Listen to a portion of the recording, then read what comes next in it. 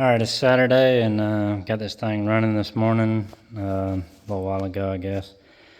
The exhaust came in, headers came in right after that last video I did, and the driver's side fell right in, fit pretty good. These are, I think they're 1 7/8 off of Amazon, and like I say, that side fit pretty good, fell right in. This side over here, not so much. You can see on the frame there, where I had to scallop it kind of to get them to go in. The motor mount was kind of the biggest part it was hitting, but got them on there. Stayed up late last night, built the exhaust.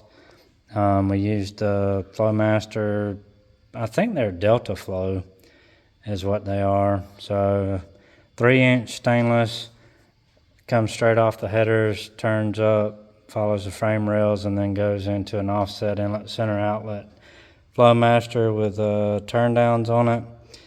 And it sounds really good. I posted a quick auto clip. I don't want to run it anymore because I don't have any water in it, because this radiator again is not wide enough for the fans. So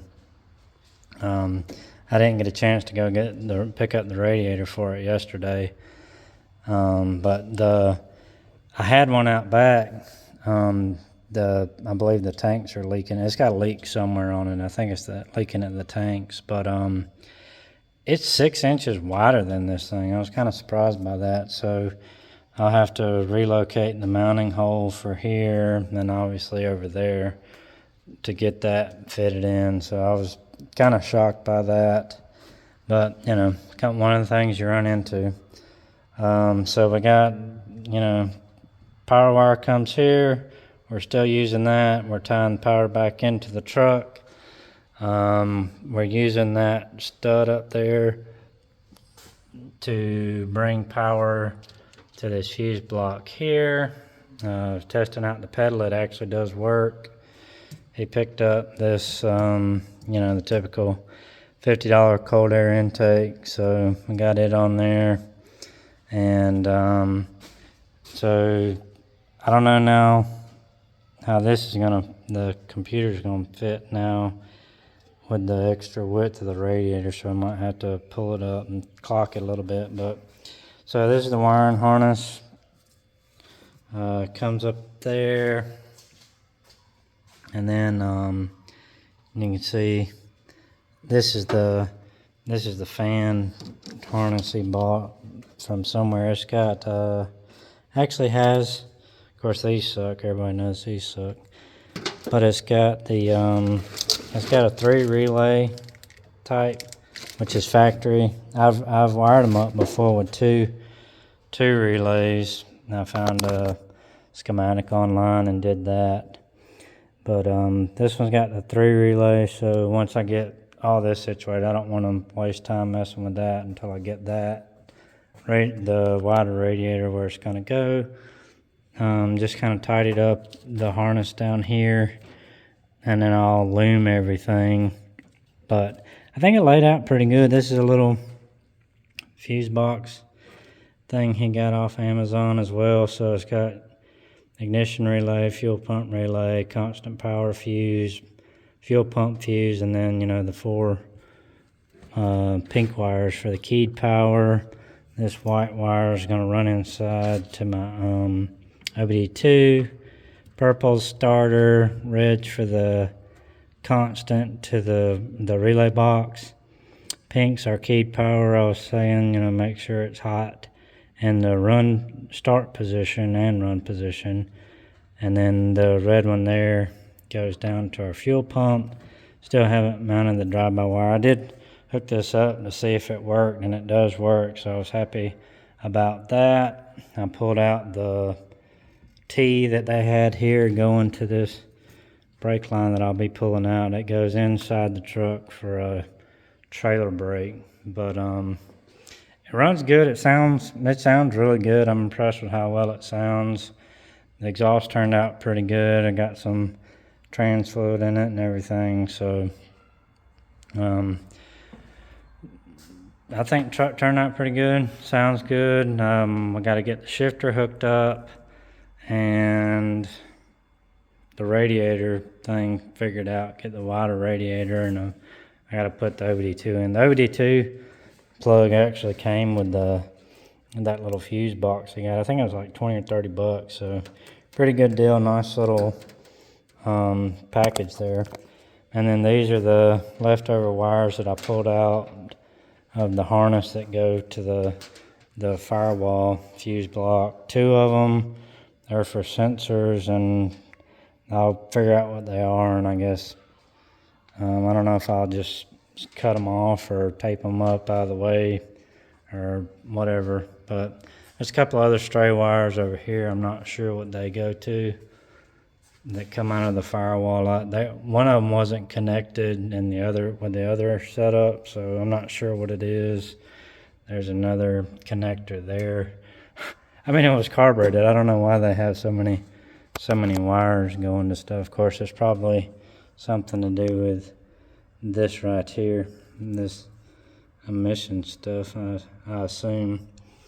But anyway, so this truck rolling into the shop on the first as a roller, first came into the shop, and then I did the 2.5 drop spindles on the front, did the spring under in the rear, cleaned up, took out the old fuel lines, did the fuel system, did the cam and everything in the engine. We did, so believe it or not, we actually did clean it up some before we put it in the truck. He got some, I don't know where he put it. I think it's back there, but he got some aluminum cleaner.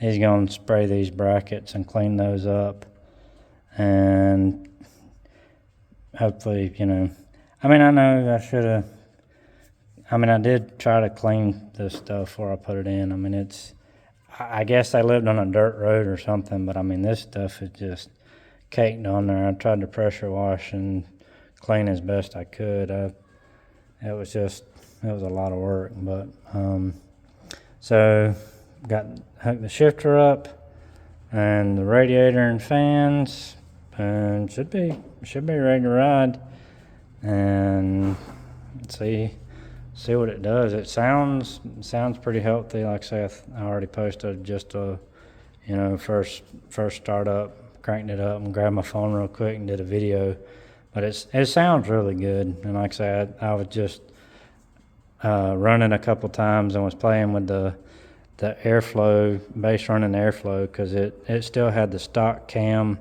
values in it, so it wasn't staying running. So I was just bumping them up, just so it would stay running. And then I wanted to see if the pedal would work, so I don't want to crank it up right now because it's already, it doesn't have any coolant in it, and I don't want to run it too long. So, but we're getting some new spark plugs, new plug wires, because typical with the headers, this side clears, all of those clear. I had to put 245s on the middle 2 cylinders, and then over here it was just a hodgepodge. We won't even look over there. But today's the 15th, so not too bad. I mean, I had other stuff, in between July 4th and weekends and stuff. I try not to work or do anything on Sundays. And I did an AC job on an OBS truck this week, and there's been stuff I've done in between those 14 days on this thing. So I don't think that's too bad, taking the truck from a roller to a running fuel injected truck.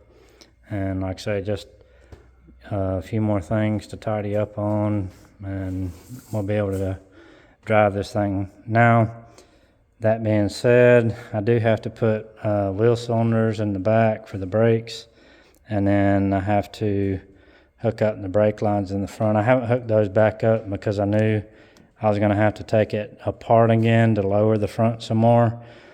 So we were doing a little measuring earlier today, and to the back fender well height from the ground to the center line of the fender well is 29 inches. and then the front was 32. I think that's right. No, 28. I think it was 20. It was 4 inches difference, I think. So, but then we measured from the top of the tire to the bottom of the fender well, and there's only 4 inches of up travel. So, I was told not to worry about that, just to focus on the mechanical part. So I'll just continue on. Like I say, I will clean up the wiring some more. You got to make sure everything works before you go crazy lumining all back together. And I will tattletale on myself. I got it all together, got this box wired up this morning, and then went to start it. When I turned the key on, I noticed fuel pump didn't come on. So I came out here and checked it with the power probe, hit it, and the fuel pump came on, and the throttle body was opening and fluttering. So I was like, man, what in the world? So I come and to the ECU, pull the connector off, check and make sure I got keyed power and constant power where it needs on the ECU. And then when I was taking the connector off, I realized what I had done. I had just put the connectors on there, to give me a layout to hold them in place. They weren't tight. So tightened the connectors up, the fuel pump came on, and then it cranked up and ran first try. So, sometimes that happens. That's happened to me a few times, actually. If you're gonna put it on, you need to go ahead and finish it. And sometimes that's not always the case. You'll put a hose on and then forget to clamp it, or whatever. But you got to pay attention and look over everything and make sure it's ready to go before you do your first fire.